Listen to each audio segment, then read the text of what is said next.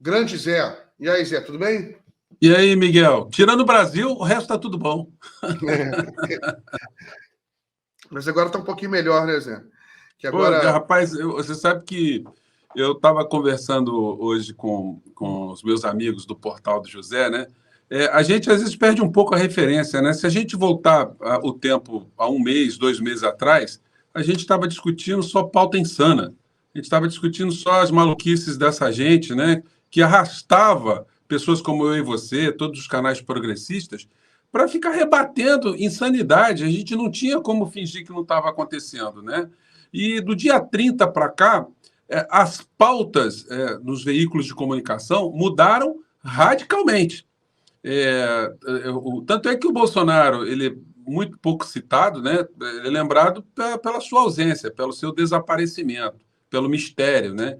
E também pelo comportamento das pessoas que seguem um líder que está em silêncio. É uma espécie de liderança telepática, né? Alguma coisa assim, uma conversa, uma conexão que a gente não consegue compreender. Mas nós já estamos discutindo responsabilidade fiscal, responsabilidade social, orçamento, o ministério, o papel das instituições. Né? A gente está vendo até Augusto Aras se mexendo um pouco. Então, as pautas no Brasil já ficaram completamente modificadas. E, inclusive, com repercussões, né, no campo concreto do mercado, né, do famoso mercado. O Lula diz uma coisa, o mercado sobe, o mercado desce, o dólar sobe, o dólar desce. Então, quer dizer, todos os agentes políticos, os agentes econômicos hoje, eles estão dando o Bolsonaro como uma figura morta, politicamente, economicamente, e todas as atenções estão sendo voltadas para o ano de 2023 e anos seguintes. E hoje complementa, né, essa mudança de pauta que nós já estamos tendo no Brasil, a participação do presidente Lula na COP27, que coloca o Brasil também numa pauta planetária, né, em discussões muito importantes que os veículos de comunicação do mundo inteiro dedicam uma parcela para fazerem a cobertura, porque tem uma coisa muito engraçada, né, que a gente, às vezes, no Brasil, a gente não tem noção. Nesses países onde você tem muita estabilidade, você não tem maluco como presidente da nação falando besteira o tempo todo, a imprensa ela fica ocupada com assuntos mais sérios, com assuntos que dizem respeito ao planeta, à economia mundial, à saúde mundial, enfim, porque os problemas domésticos eles são diminutos, né? Eu lembro que uma amiga minha estava morando em Lisboa, ela dizendo um tempo atrás que as coisas estavam tão monótonas na Europa que teve um incêndio lá num apartamento lá em Portugal e que morreu um cachorro. E ficou uma semana inteira debate sobre a morte do cachorro num incêndio num apartamento em Portugal pela falta de pauta, né?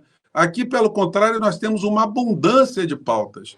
Então, nós temos muitos assuntos para discutir aqui, mas a imprensa do planeta, as atenções estão sendo voltadas para as questões globais, que acontecem tanto no G20 quanto na COP27. Daí a aparição do presidente Lula nesses fóruns, né, especificamente na COP27, é muito importante, porque recoloca o Brasil de novo no centro de um debate de um assunto que interessa ao planeta inteiro e que tem a ver também com economia, porque um país que respeita o seu meio ambiente nessa discussão que nós estamos tendo tão presente no dia de hoje, é um país que fica simpático à atração de parcerias, de investimentos, né? de mais atenções, de turismo, inclusive, que acaba sendo também uma forma de implemento de divisas também muito importante. Né? Então, nós estamos num momento agora muito interessante, muito importante. Eu até confesso a você que o presidente Lula está me surpreendendo positivamente. Algumas questões que ele está já enfatizando, as primeiras iniciativas, né, para se fazer uma comissão de transição, uma articulação com o Congresso Nacional para resolver uma questão financeira, uma questão do orçamento, para ele poder começar o ano de 2023 já com alguma base, né? Não ter que partir do zero. Ou seja, quando começar 1º de janeiro de 2023, o presidente Lula ele já articulou a equipe, ele já articulou uma série de iniciativas que são extremamente positivas, levando em consideração o legado que o Bolsonaro está deixando, o legado de destruição e de desastre para o Brasil, né? Muito bem, Zé. Sobre a COP27, você lembrou bem. Hoje em dia, a questão ambiental não é diferente do que se discutia há 30 anos atrás, 40 anos atrás. Hoje em dia, a questão ambiental ela mobiliza uma quantidade de recursos, né, financeiros, investimentos, que se um país conseguir se posicionar bem, pode receber muito recurso, pode conseguir se desenvolver. Porque, por exemplo, inclusive um preconceito que você ainda tem em alguns setores, não sei se na esquerda talvez ainda tenha ainda tenha um pouco, mas a maioria na direita, né, o Bolsonaro representa muito isso, contra políticas ambientais como se fossem políticas contra o desenvolvimento, né? Políticas apenas para não gerar emprego, preservar a floresta, e não vai gerar emprego, aquilo é contra a economia brasileira. O Bolsonaro, ele repetia muito isso, né? Mas hoje em dia não é assim, né? Hoje em dia você tem oportunidades de investimentos tecnológicos, né? Por exemplo, biotecnologia. Biotecnologia, você pode montar um grande centro de pesquisa biotecnológica na Amazônia sem derrubar uma árvore, sem agredir o Não, meio ambiente. Né? e tem um tipo de recurso que ele é quase instantâneo, que é o turismo, né? Se você consegue fomentar, você consegue mostrar para o mundo que você está cuidando da natureza e você apresentar para o mundo as belezas que um país como o nosso tem, isso aí é divisa, isso é dinheiro que não acaba mais. O Brasil é um país que tem o turismo ainda extremamente subutilizado, subexplorado, né? A gente tem menos turistas no Brasil do que a Espanha. Talvez Portugal receba mais turismo do que o Brasil. E isso não tem a ver só com a questão geográfica, não. Existe muita gente fazendo turismo na Europa, mas os norte-americanos viajam muito, os chineses estão viajando muito, os indianos, enfim. Esses países têm muito interesse, né, em conhecer lugares como o Brasil, e a gente precisa explorar isso. A gente tem a questão do meio ambiente, tem a questão também da nossa desigualdade social, né, que precisa ser muito combatida, porque isso também é um fator impeditivo de turismo. Quando você tem violência urbana, você tem matérias que mostram que o Brasil está passando por esse tipo de situação, isso também afugenta uma parcela do turismo.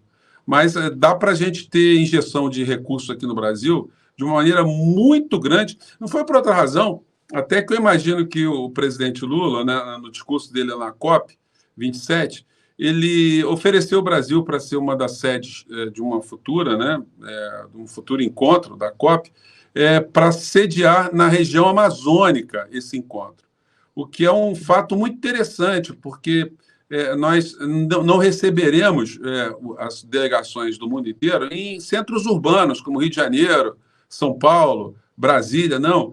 No centro da região amazônica, que tem um significado muito grande, né? Isso vai fazer com que, até internamente, as forças políticas se movimentem, as forças econômicas, enfim. Isso é um ativo importantíssimo nesse mundo que está preocupado com as questões climáticas, né? Exatamente. Não, a questão do turismo é fundamental também, gera muito emprego, gera muita renda. E é muito chocante, né, Zé? Porque você vê, por exemplo, o assassinato do Dom Phillips e do rapaz lá, do outro rapaz, Bruno, né? Uhum. É evidente que aquilo ali, muita gente que gostaria de viajar para a Amazônia cancelou a viagem. Porque você olha na imprensa, é assim, e o Bolsonaro, presidente da República, a reação dele foi quase botando a culpa nas duas Nas vítimas. vítimas, Eles não eram bem vistos, eles não é, tinham nada que estar ali, né? é. E claro que uma. Você cortar uma árvore, eu conversei já com pessoas que estudam isso, né? As pessoas não entendem, Zé. Tem árvore que elas são tão antigas que elas não podem ser considerado recurso renovável. A árvore tem 700 anos. Como é que você vai considerar recurso renovável uma árvore de 700 anos. Vai esperar... É renovável, claro, mas tem que esperar 700 anos para crescer de novo. O problema não é que ela não seja renovável, o problema é que a gente vive pouco, né? Exato. Tem que A esperar gente não 4, vai 5 viver, gerações para renovar. a gente não vai viver para ver essa árvore de novo dar frutos. Esse que é o problema. Exato. E para quê? Para fazer o móvel, né? Para Uhum. quê? Para vender ilegalmente, o dinheiro nem fica no Brasil. Enquanto você pode fazer uma indústria de turismo moderna, né? Sustentável, com hotéis que sejam adaptáveis à floresta, que não agridam a floresta.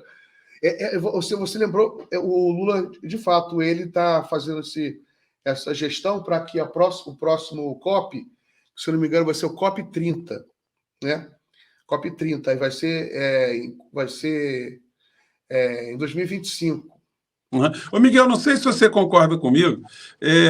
Eu estou assim, muito otimista com o governo Lula, apesar do desastre que está sendo deixado, o legado negativo que está sendo deixado. Por uma razão muito simples, como o Lula já foi presidente do país e ele ficou um tempo preso, né, 580 dias, ele deve ter pensado muito, ele deve ter refletido muito, deve ter feito muita autocrítica de coisas que ele deixou de fazer, coisas erradas que foram feitas no governo dele, de Dilma, né? Então agora ele chega conhecendo já os caminhos, né? Conhecendo já os atalhos. Então, a impressão que eu tenho, inclusive na própria transição que a gente está vendo agora, iniciativas que estão sendo tomadas que não foram tomadas lá em 2002, né? Quando o Lula ganhou as eleições, enfim, tudo era muito desconhecido. Se tinha muita teoria sobre o aparelho de Estado, sobre o governo federal, as instituições, o funcionamento, enfim. Até o governo realmente começar a jogar o jogo, demorou. Diferente desse momento agora, onde a partir do dia 1º de janeiro a gente vai ver uma série de iniciativas, né, sendo tomadas, e alguns erros foram cometidos no passado, certamente não serão cometidos agora. E outra coisa também, né, se terá muito mais atenção às situações que foram flancos muito frágeis, né, para se combater o governo. Eu acho que vai se ter um cinturão político mais bem arranjado, apesar de muitas pessoas acreditarem que é diferente, que é difícil, que não vai dar para conversar, não vai dar para fazer aliança. Eu penso diferente. Eu acho que o presidente Lula ele tem essa noção e a gente não deve esperar, ao mesmo tempo, né, nenhum processo revolucionário aqui no Brasil. Nós não vamos ter a erradicação da miséria de uma vez por todas, não vamos ter um programa de educação revolucionário em 4 anos, enfim. É necessário que a gente tenha também essa percepção que o mais importante que a gente pode fazer agora é criar as bases para um desenvolvimento permanente e sustentável aqui no nosso país, e mais do que isso, né? A gente criar uma condição política, uma politização da sociedade que impeça, inclusive, esses alucinados que estão por todos os lados, que eles se organizem e consigam implementar um discurso que faça com que eles voltem ao poder, que aí vai ser um negócio muito complicado. Então, eu estou assim, muito otimista diante do cenário que a gente tem, mesmo com todas as dificuldades. Não sei se eu queria saber a tua opinião também. Eu estou aqui como convidado, mas eu queria te perguntar. Eu estou otimista também, professor. Estou bastante otimista. Eu acho que o Lula vai começar um governo. Primeiramente, ele tem muitas pautas importantes, positivas para implementar, que por si só já vão dar muito prestígio ao governo. Cito uma: vacinação. Os últimos anos, o governo Bolsonaro foi muito incompetente na questão da vacina. Você tem, hoje em dia, déficit de vacina para outras doenças, não só Covid. Então, eu já li que haverá um grande mutirão pela vacinação. Isso aí eu cito como exemplo, né, de como você pode iniciar um governo com uma pauta positiva, pró-ciência, pró-vida, né? Vai ser muito importante, porque as famílias vão levar suas crianças, levar seus filhos para vacinar, né? A poliomielite está voltando, então você tem a oportunidade de fazer campanha, e com isso você faz campanha pela ciência, né? Porque as grandes pautas que o Bolsonaro deixou para trás, Zé, são pautas da modernidade, né? Uhum. foi um governo das trevas, um governo medieval propriamente, né? Algumas coisas que a gente não achava que a gente voltaria a se preocupar com esse tipo de coisa, né? O mundo está discutindo inteligência artificial, discutindo satélite, e aqui a gente voltou para ficar discutindo se vacina, se pode tomar vacina, se deve tomar vacina ou não, se pauta comportamental atrasada. A gente regrediu muito, né? Eu acho que agora ele tem oportunidade para avançar e vamos avançar. Acredito que eu acho até, Miguel, que tem uma situação que eu estou vendo alguns colunistas superestimarem, que é a oposição que os bolsonaristas farão ao governo Lula. Eu não consigo enxergar muita operacionalidade nessa oposição política, né? Porque as pautas principais que nortearam o bolsonarismo ao longo desses anos todos foram praticamente pautas de natureza moral. Então, o Bolsonaro o tempo todo ele fala assim, olha, nós somos um governo que acreditamos em Deus. Pô, então, enfim, se essa turma vai ficar fiscalizando o governo Lula, se os signatários, se os eleitores, se o governo acredita em Deus ou não, eles vão perder tempo. Desculpa interromper. Né? Aí depois eu vou defender a família, Zé. defender a liberdade. Enfim, são pautas muito abstratas. Eu não consigo ver essas pessoas organizadas para fazer uma frente de oposição a iniciativas do governo Lula. Oposição a quê? A aumentar o salário mínimo? Oposição a melhorar a Bolsa Família? Oposição a finalizar toda a transposição do Rio São Francisco? Oposição a retomar obras paradas? Então, enfim, eu sinceramente, eu já temi mais por outras oposições. Eu acho, sim, que essa gente é perigosa, porque como eles são pessoas que têm se comportado de uma forma desequilibrada, aí é um problema. Mas dentro do campo político eu não vejo muito problema, não. Zé, a sua imagem está congelada. Vamos fazer uma coisa? A gente tem mais 3 minutos, né? É um tempo bom ainda. Dá uma saída, sai e volta. Tá. Geralmente esse problema Bom, faz isso. Ele melhora. Sai e volta. Valeu. Espera um minutinho. Vamos esperar o professor voltar para ver se melhora a imagem dele. Né? Tem um superchat aqui do Edgar Lula da Silva. Zé, sobre sua ideia de comunicação. Sua ideia sobre comunicação. Boa pergunta, Edgar. Vou perguntar para o professor. Tem aqui também o superchat da Miriam Inácio. Aproveitar então conversar um pouquinho com a Luana. E aí, Luana? Luana, seu microfone. Tudo bem, Miguel? Qual novidade você quer puxar aí? Estamos com algumas. Eu vou ver se o som do professor melhorou. Aí eu peço para você trazer uma notícia para a gente aí. Tá bem. Opa, tá me escutando aí? Como é que tá a situação? Agora está perfeito. Eu mudei a conexão aqui completamente. Perfeito. Ô, Zé, a Luana vai falar alguma novidade, tem uma notícia para a gente aí, a gente comenta a notícia que ela vai trazer para a gente. Por favor, Luana. Tá bom, vou pegar essa daqui, ó, que é uma notícia quente de hoje. Não sei se Guilherme consegue colocar o link, que a Polícia Rodoviária Federal prende garimpeiro com R$150 mil e roupas com o lema Deus, Pátria e Família. Né? Então, a suspeita já era, né? A Polícia Rodoviária ela prendeu esse valor. E também, além do dinheiro vivo, né? 150 mil em dinheiro vivo, havia 78 camisetas nas cores verde e amarela, com essa inscrição aí, Deus, Pátria e Família, que foi um clichê usado, né, pelo candidato à reeleição Jair Bolsonaro, não reeleito presidente da República, e está sendo utilizado também em manifestações públicas pelo país, né?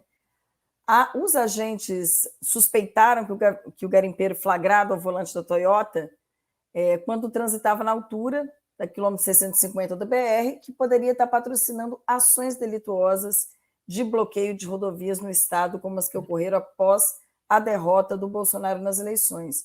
Então, finalmente, pelo menos um pedacinho da Polícia Rodoviária Federal, isso foi no estado do Pará, apreendeu. E aí a gente vê aquilo que nós questionamos algumas vezes, né, Miguel, em outros programas, quem é que está financiando, como que pode ter, né, roupas e dizeres padronizados e não ter o financiamento. Então, aí foi preso, ainda foi dinheiro pequeno, né? 150 mil em dinheiro, 78 camisas, nessa operação da Polícia Rodoviária Federal no estado do Pará.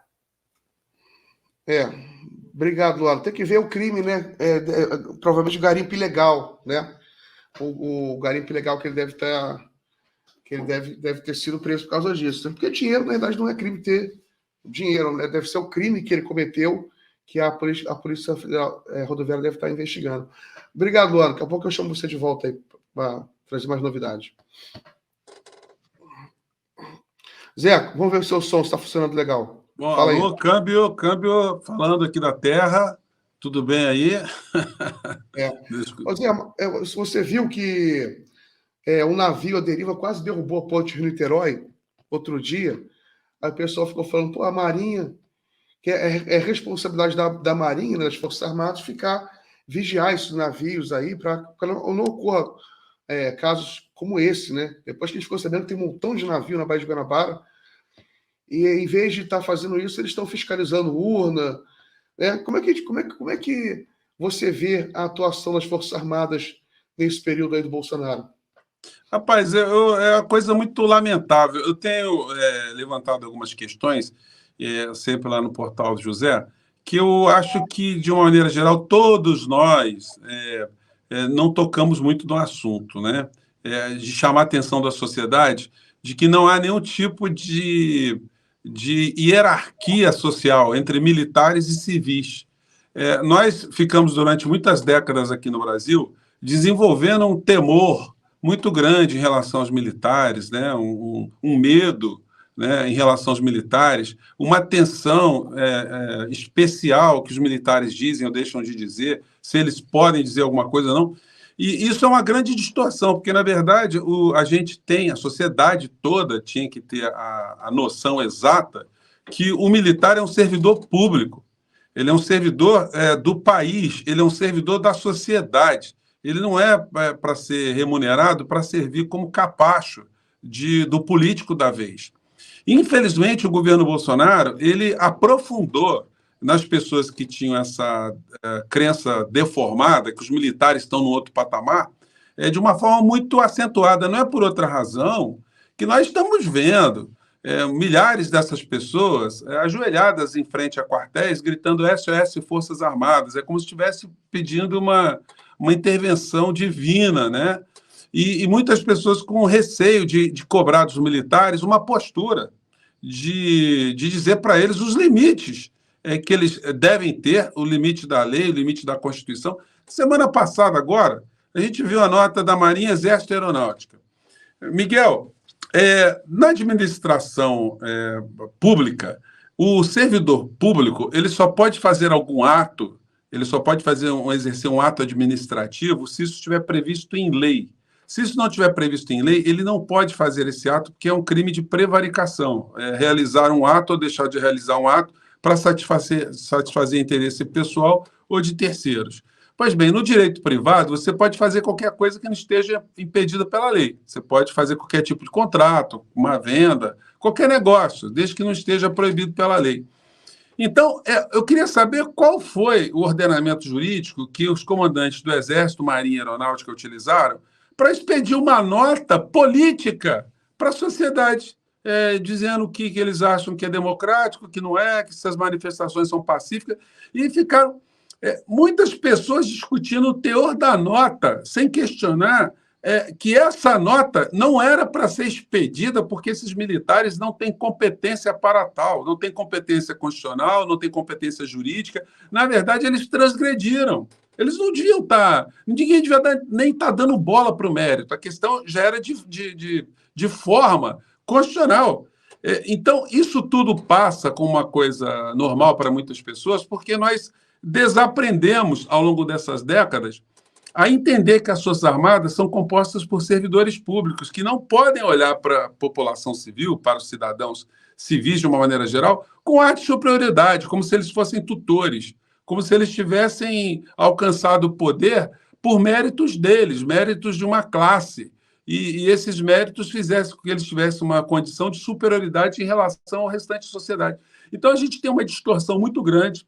Eu vejo no trato da questão militar esse temor absurdo, essa percepção equivocada que uma parcela da sociedade tem, inclusive pessoas do mundo progressista, né, que a gente fica assim, pô, a gente já teve um golpe militar, vamos pegar leve com os militares, não vamos falar, não vamos criticar e tal. E, na verdade, a gente tem que fazer exatamente o contrário, tem que chacoalhar esses agentes políticos da administração pública, que são os militares, né? Falar, amigo, olha só, respeitem o Brasil. Vocês não estão numa posição de superioridade. Respeitem a sociedade. Respeitem o cidadão que está aqui pagando os soldos dos senhores, né? Então, existem muitas distorções. Aí, quando a gente chega nessa questão da Marinha, lá do navio que colidiu na pilastra, enfim, é um ato da responsabilidade, uma situação de responsabilidade da Marinha, da competência da Marinha, zelar ali pela segurança, né, do nosso litoral, das nossas bacias, né? E, pelo que a gente acabou vendo, houve uma completa omissão, um completo desleixo numa responsabilidade, aí sim, uma responsabilidade constitucional, uma responsabilidade jurídica, né? Acende o debate, né, para a gente. Eu acho que é mais uma questão, eu acho que você fez um paralelo interessante, quando você fala assim, pô, os militares estão preocupados com urnas eletrônicas e a sua função essencial, que é cumprir aquilo que a lei determina, eles não estão fazendo, né? Então, eu acho que agora, com a mudança de governo, a partir do dia 1º de janeiro, eu acho que algumas situações vão ser reposicionadas. Eu acho que o Lula vai nomear um ministro da Defesa, provavelmente vai nomear um civil, e que vai trazer essa discussão toda para o campo da racionalidade. A gente deve tratar os militares com respeito, mas com respeito que a gente deve a qualquer servidor público, por estar desempenhando uma atividade pública, né? E não medo, não temor, receio. Então, um general como o Vilas Boas, da reserva, que não tem nenhum tipo de capacidade, né? Até para a sua condição física, muito ruim, né? Uma pessoa que está muito adoentada, enfim, não tem a capacidade de movimentar absolutamente nada, emite uma nota no Twitter, isso pauta o debate político aqui no nosso país, como se a gente tivesse ali um deus, né? Um chefe de um poder que está superior aos outros poderes da República, ditando normas para a sociedade de uma maneira geral. Isso é naturalizado, isso deve ser repudiado. Militar se posicionando sobre assuntos de natureza social, de natureza política, de natureza econômica, enfim. Isso não é a praia deles, não é para isso que eles viram militares. E eles sabem disso quando se formam nas academias, quando eles recebem as instruções, sabem dos regramentos, eles sabem remotamente, mas eles transgridem, porque eles encontraram no Bolsonaro um transgressor maior, né? A norma, porque eles acham que está tudo certo, está tudo bem. José, tem um superchat aqui. Tem esse aqui da Miriam Inácio. Fiz minha contribuição. Parabéns, fórum. Obrigado, Miriam. Tem um aqui para você, ó. Do Edgar Lula da Silva. José, sobre sua ideia sobre comunicação, né? Uma pergunta aí sobre comunicação. Vai ser um grande desafio também do novo governo Lula. Rapaz, a pergunta foi muito boa, porque eu estava pensando nisso antes da gente começar a papear. Que coincidência, né? Porque eu estava me perguntando aqui se o Lula ele não vai adotar um modelo de comunicação direta também com o povo brasileiro. Fazer como o Bolsonaro faz, né? E não é invenção do Bolsonaro, fazer aquelas lives, tá? Existem outros líderes de Estado que fazem isso regularmente, né? Eu sempre vejo o Alberto Fernandes fazendo encontros pelas redes sociais. Vejo também o presidente do México também, ele fazendo isso com muita frequência, né? E outros líderes fazem isso também. Então, eu acho que seria muito importante o Lula ele criar uma agenda para ter esse tipo de encontro com os movimentos sociais, enfim, ele fazer o que ele gosta de fazer, né? De conversar, fazer política, escutar as pessoas e de ajudar, através desse tipo de comunicação direta, uma articulação social de toda a sociedade que quer mudanças no nosso país, que quer ver transformações no nosso país. Então, essa ferramenta que não custa caro, a ferramenta depende muito mais da iniciativa, da inventividade, que qualquer outra coisa, será uma ferramenta fundamental. As grandes mídias, de uma maneira geral, elas perderam muito poder, sobretudo com o processo de desacreditação que elas passaram agora, ou de descredibilização que elas passaram durante esse período do Bolsonaro à frente do nosso país. As mídias tradicionais, enfim, eu acredito que deva ser feito um investimento muito importante na EBC, que é a empresa de comunicação, né, televisão. Inclusive, quando eu tive a oportunidade de entrevistar o presidente Lula, eu chamei a atenção dele para essa questão, como é uma empresa com muita capilaridade, com uma imensa rede de rádios, de TVs educativas espalhadas no Brasil inteiro. Essa ferramenta pode ser potencializada também. Agora, eu vi a comissão de transição da comunicação do que foi nomeada agora. Eu não gostei de alguns nomes ali, tá? Eu acho que tem pessoas ali que não entendem nada do assunto, vão dar piruada ali, se alcançarem algum espaço no governo, eles vão mais atrapalhar do que ajudar, porque em governos passados tiveram uma performance muito ruim. Então, eu vejo com reservas por esse lado profissional, o lado da empresa de comunicação. É um fato importante, foi o Janones estar nessa comissão. O Janones, que é um cara conhecedor, né, de alguns mecanismos de rede social, então ele pode ser muito útil nesse campo e, sobretudo, ser útil ao tipo de informação e de desinformação que será lançado cotidianamente nas redes sociais pela oposição, que estará ali no mundo bolsonarista o tempo todo. Como eu disse a você, eu não me preocupo muito com a oposição formal, a oposição orgânica, a oposição partidária, no Congresso, pelos veículos tradicionais, né, de democracia. A preocupação maior será no campo da fake news, no campo da desinformação. Mas aí tem um negócio, né? Aí nós teremos ainda no Supremo Tribunal Federal a figura do Alexandre de Moraes e nós não teremos na Procuradoria-Geral da República alguém que acobertou os crimes todos de Bolsonaro, que é a figura do senhor Augusto Aras. Então, se a gente tiver um Ministério Público, uma Procuradoria-Geral da República, o Ministério Público Federal, atuantes em cima de crimes que são cometidos pela internet, essa gente vai ter o poder de disseminar desinformação muito restringido, né? E com a ida para a cadeia daqueles que transgredirem de uma forma mais intensa, eu acho que, nesse particular também, a gente pode ter muitas situações positivas que nós não tivemos em situações anteriores. Eu acho que está todo mundo muito antenado com esses desafios, Miguel. Eu acho que seria muito importante o presidente Lula ele ter essa comunicação direta, ter essa retaguarda aí, porque nós estamos, de fato, diante de um novo momento, né? Aí vamos ficar na expectativa para ver o que vai dar. Maravilha, Zé. Maravilha. Muito obrigado pela sua participação. Vamos encerrando por aqui.